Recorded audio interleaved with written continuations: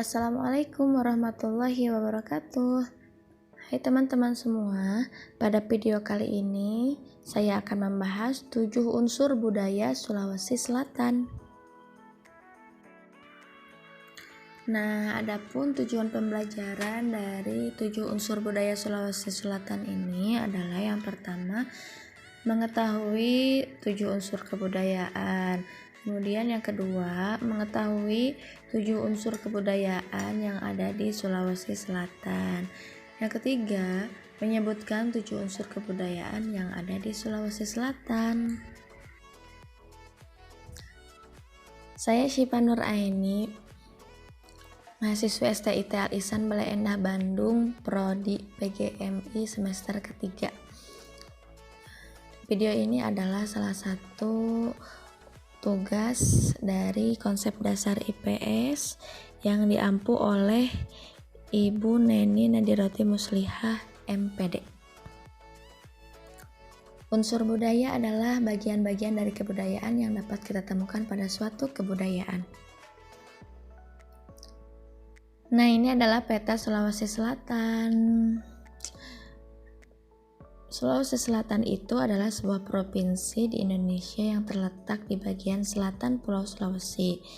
Pusat pemerintahan atau ibu kota provinsi ini berada di kota Makassar. Dan perlu diketahui juga, jumlah penduduk di Sulawesi Selatan itu mencapai 8.888.762 jiwa. Wah, Masya Allah, luar biasa, banyak sekali ya penduduknya. Nah, sebenarnya apa aja sih unsur kebudayaan yang harus diketahui dari Sulawesi Selatan ini? Kita rinci dulu ya. Yang pertama, kita harus tahu apa itu bahasa dari Sulawesi Selatan. Kedua, bagaimana sistem pengetahuannya. Kemudian yang ketiga, sistem organisasi sosialnya bagaimana. Yang keempat, sistem peralatan hidup dan teknologi. Yang kelima, sistem ekonomi atau mata pencaharian. Yang keenam, sistem religinya bagaimana. Dan yang terakhir, keseniannya apa aja.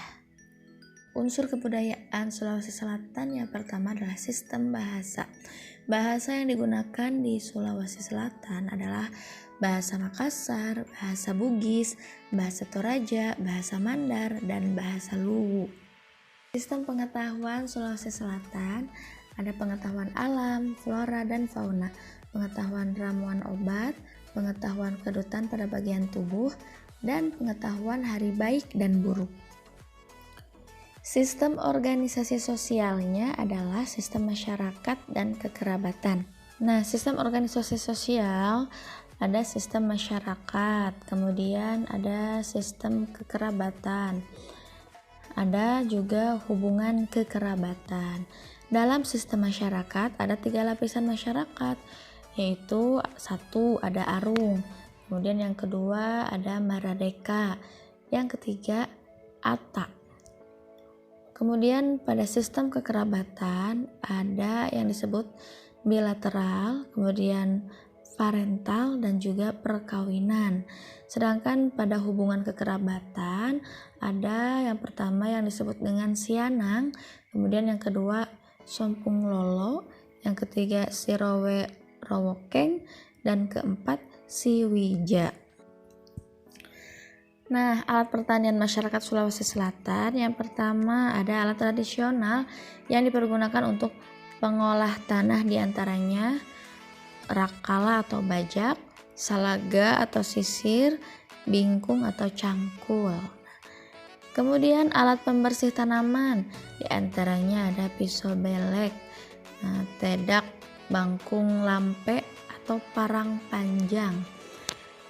Dan yang ketiga, alat untuk pemetik hasil tanaman itu meliputi rak kapeng atau anai-anai, kandau atau sabit, atau kalau biasa kita tahu itu adalah arit ya, dan pakodong atau jolok, atau bisa juga itu disebut dengan galah. Nah, ini dia adalah rumah adat Sulawesi Selatan. Rumah yang gambarnya seperti ini nih namanya adalah tongko Konan, yaitu rumah adat Toraja. Dan yang ini tidak kalah bagus juga ya, rumah adat ini adalah Bala. Ini merupakan rumah adat Makassar. Selain rumah adat Bala, ada juga Boyang. Boyang ini merupakan rumah adat suku Mandar. Ada juga yang disebut dengan rumah adat suku Bugis. Nah, ini tidak kalah bagus ya, khas sekali rumahnya. Yang terakhir ada rumah adat suku Luwuk. Ini lebih kelihatan cerah ya dibanding dengan rumah adat yang tadi. Adapun sistem ekonomi dan mata pencaharian di Sulawesi Selatan adalah mayoritasnya bertani, berdagang, dan nelayan.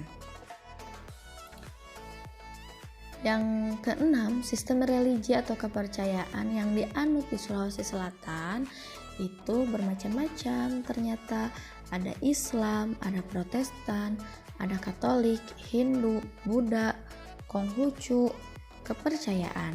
Nah, ini dia statistik pemeluk agama di Sulawesi Selatan ya. Ternyata mayoritas agamanya adalah Islam, bahkan sampai mencapai 89%. Masya Allah. Dan agama-agama yang lainnya itu hanya minoritas saja. Oke, unsur kebudayaan Sulawesi Selatan yang ketujuh adalah kesenian. Kesenian ini meliputi lagu daerah, tarian daerah, pakaian adat, upacara adat, dan makanan khas. Nah, ini dia lagu daerahnya. Ada yang disebut dengan lagu Anging Mamiri, kemudian ada lagu Anak Kukang, ada lagu Ati Raja, lagu Pakarena, lagu Tondok Kadadianku, lagu Amaciang. Nah, itu dia lagu daerah-daerahnya ya. Pakaian adat di Sulawesi Selatan yang pertama ada baju bodo. Baju bodo ini adalah pakaian adat tradisional Bugis Makassar. Baju bodo merupakan penamaan Makassar, sedangkan dalam bahasa Bugis disebut waju ponco. Baju bodo berbentuk persegi yang tampak seperti balon, berlengan pendek, hanya setengah siku, sesuai dengan namanya. Baju bodo dalam bahasa Makassar berarti baju pendek. Adapun baju bela dada itu adalah baju dengan belahan pada dada. Model bajunya berlengan panjang dengan leher berkerah dan dibubuhi kancing berwarna emas atau perak. Terdapat saku pada bagian kiri dan kanan baju. Kemudian ada baju labu. Baju labu hampir mirip dengan baju bodo. Bedanya baju labu memiliki lengan panjang dan agak ketat dari siku sampai pergelangan tangan. Tak heran kalau baju labu dikenal juga sebagai baju bodo panjang. Baju ini umumnya menggunakan kain sutra tipis yang tidak menerawang. Nah, untuk baju poko itu adalah sebutan pakaian adat perempuan Tanah Toraja.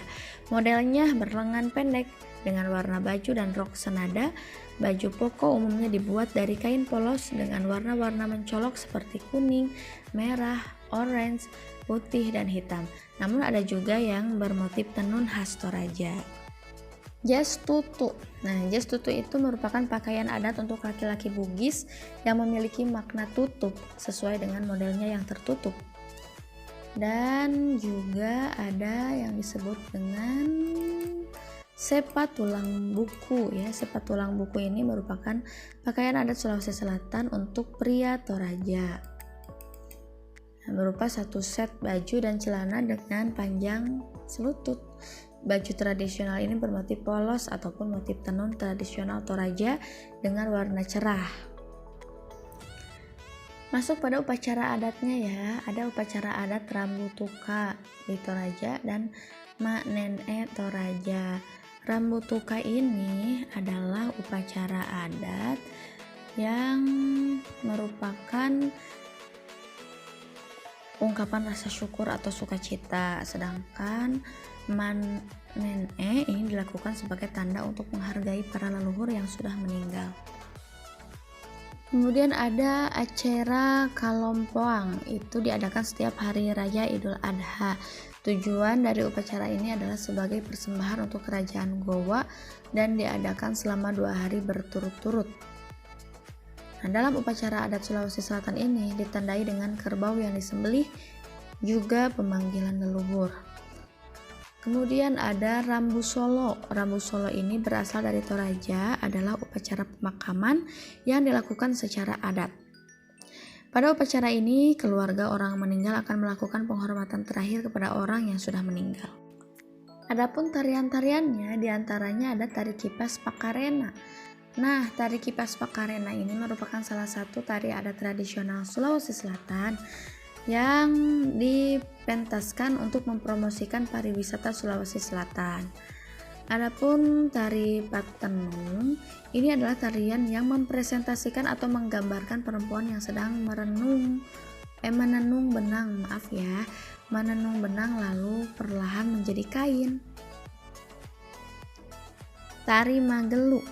Nah, tari Magelu itu adalah tari yang dipentaskan dalam perayaan yang berhubungan dengan sukacita dan para personil. Tari ini biasanya berjumlah ganjil karena merujuk pola-pola dalam tari yang mengharuskan penari dalam jumlah ganjil.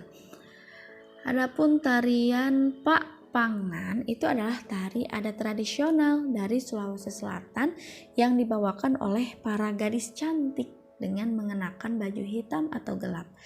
Jadi syaratnya harus gadis cantik nih. Dalam pentas tari Pak Pangan ini diiringi ornamen musik khas dari Toraja yaitu kandure. Ada juga tari Gandrang Bulo. Nah, ini memiliki makna. Gandrang yang berarti tabuhan, sedangkan bulo berarti bambu. Jadi, tari Gandrang Bulo adalah tarian yang diiringi tabuhan gendang atau tabuhan bambu. Kemudian tari Bosara ini merupakan tari adat tradisional dari Sulawesi Selatan yang diperuntukkan menyambut para tamu terhormat, pesta perayaan seperti pernikahan. Oke, ini dia makanan khas dari Sulawesi Selatan yang menggoda selera. Ini ada yang pertama dinamakan konro. Konro itu adalah olahan dari iga sapi yang dimasak bersama tulang-tulang sapi atau kerbau dan dibumbui dengan beberapa bahan rempah yang khas. Nah, biasanya olahan yang satu ini disajikan dalam dua bentuk, yaitu dengan kuah atau yang lebih dikenal dengan sop konro, dan juga yang tidak menggunakan kuah atau konro bakar. Nah, kemudian ada kapurung. Ini adalah salah satu makanan khas dari Palopo. Makanan ini terbuat dari sagu yang kemudian dibagi menjadi potongan-potongan kecil menggunakan sumpit ya. Kemudian ada pisang ijo. Nah, sesuai namanya, menu yang satu ini berbahan utama pisang. Pisang yang sering digunakan dalam pembuatannya adalah pisang manis dan pisang manurung yang telah matang. Kenapa sih dinamakan pisang ijo? Karena pisang ini dibalut dengan lapisan luar yang berwarna hijau yang dibuat dari adonan tepung terigu yang dicampur dengan pewarna makanan dan air.